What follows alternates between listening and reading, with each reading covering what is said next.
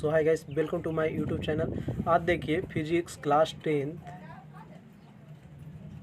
जिसका प्रकाश का प्रवर्तन चैप्टर 1 प्रकाश का प्रवर्तन अति लघुत्तरीय प्रश्न को विस्तार से जानेंगे और बहुत ही आसानी से जानेंगे। देखिए यहाँ पे फर्स्ट क्वेश्चन है, समतल दर्पण पर पड़ने वाली एक ही प्रकाश की किरण की कितनी परिवर्तित किरणें हो सकती है।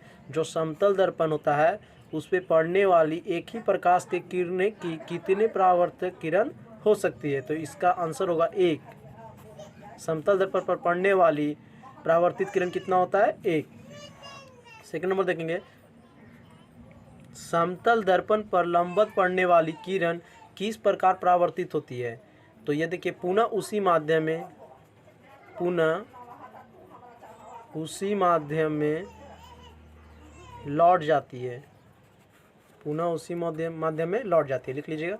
तीसरा का देखिए, समतल दर्पण पर अभिलंब आपतन के लिए परावर्तन कोण का मान कितना होता है। तो समतल दर्पण पर अभिलंब आपतन के लिए परावर्तन कोण का मान कितना होता था, इसका मान 0 होता है। जैसे आप देखिएगा, समझिएगा, यहाँ कन्फ्यूज नहीं होएगा, ये समतल दर्पण है क्योंकि इसका काफ़ी जगह आंसर रहता है 90 डिग्री।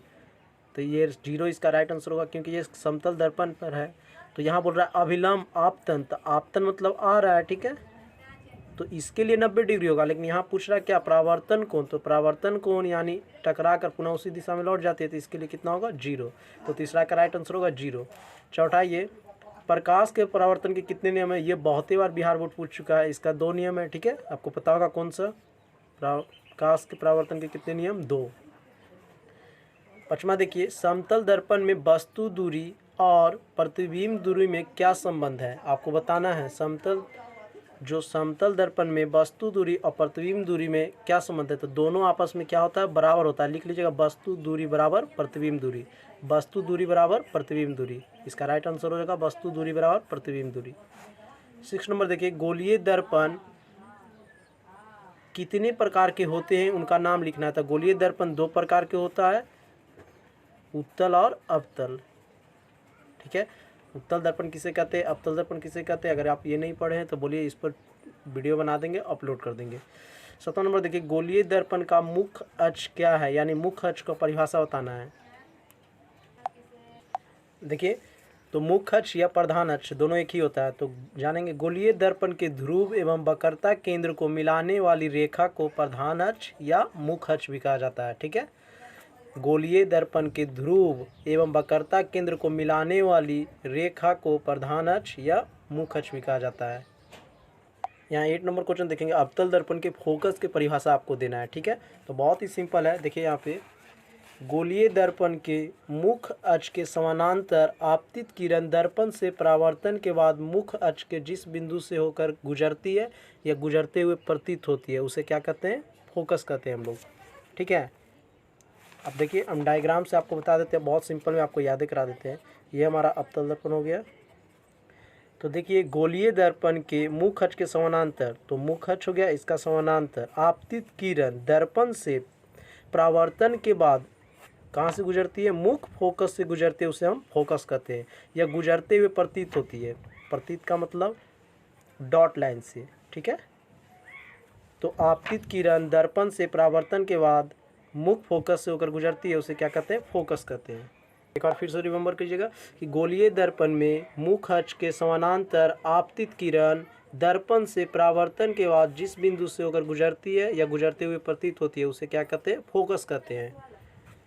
9 नंबर देखिए, गोलीय दर्पण की फोकस दूरी और उसकी वक्रता त्रिज्या में क्या संबंध है। तो ये इसका सिंपल सूत्र होता है F बराबर R/2, ठीक है। 10 नंबर देखेंगे, एक दर्पण का नाम बताइए जो किसी वस्तु का सीधा और आवर्धी प्रतिबिंब दे सके। तो इसका राइट आंसर होगा अवतल दर्पण, अवतल दर्पण। अगर आपको वीडियो अच्छा लग रहा है तो चैनल को सब्सक्राइब जरूर कीजिए और दोस्तों के पास शेयर करें, क्योंकि आपको सब्सक्राइब करने का पैसा नहीं लगता है, इसीलिए सब्सक्राइब जरूर करें, क्योंकि आपका एक सब्सक्राइब से हमें काफ़ी मनोबल बढ़ता है और बहुत जल्द ही वीडियो अपलोड करेंगे। 11 नंबर देखिए, एक अवतल दर्पण द्वारा आभासी प्रतिबिंब बनने के लिए वस्तु का स्थान कहाँ होना चाहिए।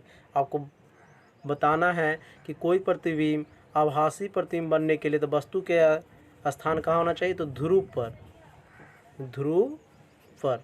ठीक है। ध्रुव पे रहेगा कोई वस्तु तो उसका प्रतिबिंब कहाँ प्राप्त होगा, आभासी प्रतिबिंब होगा, ठीक है। 12 नंबर देखेंगे, यदि कोई वस्तु किसी अवतल दर्पण के वक्रता केंद्र पर रखी है तो उसकी प्रतिबिंब कहाँ बनता है, तो इसका राइट आंसर होगा वक्रता केंद्र पर ही। अब देखिए एक ट्रिक आपको हम देते हैं, यहाँ से 2-3 आपको बन जाएगा। अगर वक्रता केंद्र पे बोलेगा, कोई वस्तु दिया हुआ है वक्रता केंद्र पर तो उसका प्रतिबिंब प्राप्त होगा कहाँ, वक्रते केंद्र पर। अगर कोई वस्तु ध्रुव पे है तो उसका प्रतिबिंब प्राप्त होगा ध्रुवे पे, ठीक है। अनंत से आएगा तो कहाँ प्राप्त होगा, फोकस पे। फोकस से आएगा तो कहाँ जाएगा, अनंत से। इसे आप ध्यान में रखिएगा। तो 13 नंबर देखेंगे, वस्तु दूरी u का चिन्ह क्या होगा जब एक अवतल दर्पण के सामने किसी वस्तु को रखा जाता है। तो आपको इसका बताना है कि प्रतिबिंब उसका क्या होगा। तो इसका राइट आंसर होगा बड़ा या बराबर। बड़ा भी हो सकता है, बराबर भी हो सकता है। 14 नंबर देखिए आपको बनाना है कि 10 सेंटीमीटर फोकस दूरी वाली अवतल दर्पण से 15 सेंटीमीटर की दूरी पर रखी वस्तु का प्रतिबिंब की प्रकृति क्या होगी। तो 14 नंबर के आप देख लीजिए, यहाँ पे पूरा बना दिए हैं। दिया हुआ था u बराबर दिया हुआ था, f बराबर फोकस बराबर दिया होता है। ये फार्मूला होता है, ठीक है, अकॉर्डिंग टू माइनस फार्मूला ये होता है सिंपल। u का मान हमारा दिया हुआ है, u का लिख दिया, v का मान निकालना है और f का मान दिया हुआ है। यहाँ पे देखिए 1/v तो 1/v, यहाँ 1/-10 है, ये इधर माइनस में इधर जाएगा तो प्लस में हो जाएगा। और यहाँ इसका एलसीएम निकाल देंगे। ये जो माइनस है जो ऊपर चला जाता है इसमें क्या करते हैं, डिवाइड करेंगे। जितना आएगा उससे क्या करेंगे, ऊपर वाला से मल्टीप्लाई कर देते हैं। प्लस तो प्लस, नीचे वाला से फिर डिवाइड करेंगे, जितना आएगा उतना ऊपर से मल्टीप्लाई। वो -15 में 10 जोड़ रहे हैं तो कितना आएगा, -5, क्योंकि माइनस प्लस क्या होता है, माइनस होता है। इसको काट दीजिए 5 से 150 क्योंकि तो 30 मतलब 30 बचे 150, तो -1/30 इसका राइट आंसर हो जाएगा। 15 नंबर देखिए, अवतल दर्पण से किसी दूरी पर एक वस्तु को रखा जाए जिससे कि प्रतिबिंब का आकार वस्तु के आकार का बराबर हो। तो यहाँ देखिए किताब में ही संकेत दिया है, कहाँ पे रखना होगा, दर्पण के वक्रता केंद्र पर। जब दर्पण के वक्रता केंद्र पर रखेंगे तो क्या होगा, आकार वस्तु के बराबर होगा। 16 नंबर देखिए, किसी गोलीय दर्पण में केवल काल्पनिक प्रतिबिंब बनता है। कौन सा गोलीय दर्पण है, आपको पता होगा गोलीय दर्पण 2 प्रकार का होता है, उत्तल दर्पण, अवतल दर्पण। तो किसमें काल्पनिक बनता है और किसमें वास्तविक बनता है, तो काल्पनिक प्रतिबिंब केवल किसमें बनता है, उत्तल दर्पण में। 17 नंबर देखिए, क्या एक उत्तल दर्पण किसी वास्तविक वस्तु के वास्तविक प्रतिबिंब बना सकती है। तो इसका राइट आंसर होगा नहीं, ठीक है, इसका राइट आंसर होगा नहीं। 18 नंबर देखिए, एक दर्पण की फोकस दूरी f बराबर -15 है, यह अवतल दर्पण है या उत्तल दर्पण है, आपको बताना है। तो ये कौन सा दर्पण है, अवतल दर्पण है, क्योंकि अवतल दर्पण ऋणात्मक होता है, ठीक है, तो यह अवतल दर्पण है हमारा। 19 नंबर देखिए, गोलीय दर्पण के आवर्धन की परिभाषा देना। आवर्धन को आपको परिभाषा देना है, तो आइए जानते हैं आवर्धन की परिभाषा क्या है।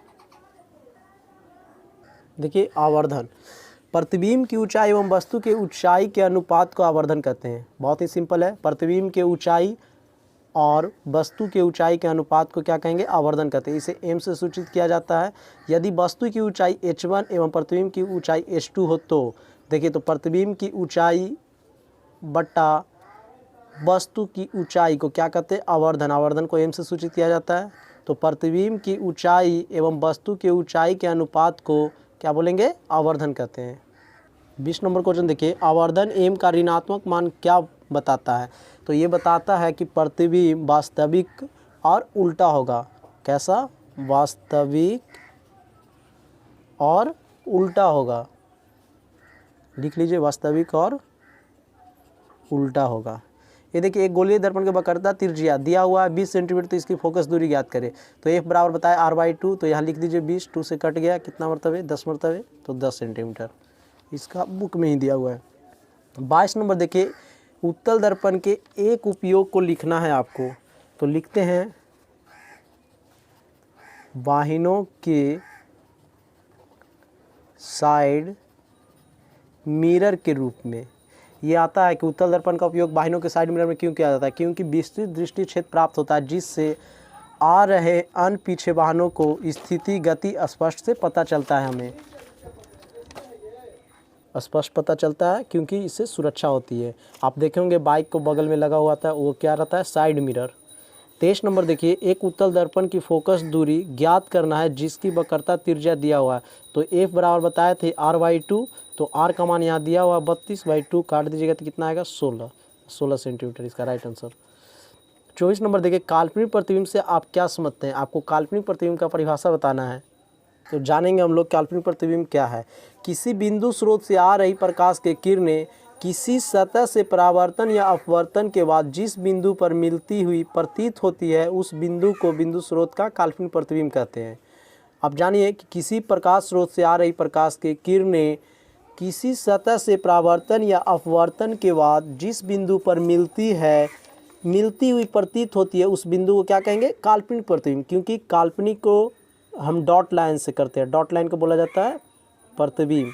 तो आप इसका सिंपल परिभाषा बोल सकते हैं कि किसी बिंदु स्रोत से आ रही प्रकाश की किरणें किसी सतह से परावर्तन या अपवर्तन के बाद जिस बिंदु पर मिलती हुई प्रतीत होती है उस बिंदु को काल्पनिक प्रतिबिंब कहते हैं। ठीक है, आपको पता हो गया प्रतिबिंब दो प्रकार के होता है, वास्तविक और काल्पनिक प्रतिबिंब। 25 नंबर देखेंगे, समतल दर्पण में आवर्धन m बराबर +1 का क्या अर्थ है? तो इसका राइट आंसर दिया हुआ है, देख लीजिए, इसका बुके में दे दिया है कि समतल दर्पण में आवर्धन m+1 का अर्थ है कि प्रतिबिंब का आकार वस्तु के आकार के बराबर है, यानी m का धनात्मक प्लस चिन्ह को बताता है, वह प्रतिबिंब वस्तु के अपेक्षा कौन है? सीधा है। 26 नंबर देखिए, एक गोलीय दर्पण जिसका वक्रता केंद्र C है पर एक किरण ACB आपतित होती है, यह किरण किस दिशा में परावर्तित होती है? तो इसका आंसर होगा विपरीत दिशा में, विपरीत दिशाओं में। अगर आपको वीडियो अच्छा लग रहा है तो चैनल को सब्सक्राइब जरूर कीजिए और दोस्तों के पास शेयर कीजिए। क्योंकि देखिए अब हमारा लास्ट क्वेश्चन आ गया, अवतल दर्पण के 2 उपयोग लिखना है, आपको हम बता देते हैं। देख लीजिए यहाँ पे बहुत सारा है, 4-5। अवतल दर्पण का उपयोग सोलर कुकर में किया जाता है, मोटर गाड़ियों के हेडलाइट में किया जाता है, हजामती दर्पण के रूप में रोगियों के नाक कान गले इत्यादि के, ये सर्च लाइट में। उत्तल दर्पण में भी देख लेंगे, गलियों में स्ट्रीट लाइट के रूप में किया जाता है, विस्तृत दृष्टि क्षेत्र प्राप्त करने में किया जाता है, गाड़ियों के साइड मिरर के रूप में किया जाता है। और ये उत्तल अवतल का क्या है हमारा अंतर है। तो आपका आपको वीडियो अच्छा लगा है तो चैनल को सब्सक्राइब जरूर कीजिए। अगर आपको लघु उत्तरीय प्रश्न का भी आंसर पाना है तो बहुत जल्द ही वीडियो अपलोड कर देंगे, इसलिए आप हमारे चैनल को सब्सक्राइब कर दीजिए, बेल आइकन को दबा दीजिए ताकि मेरा वीडियो सबसे पहले आपके पास पहुंचे। इसी के साथ जय हिंद, जय भारत।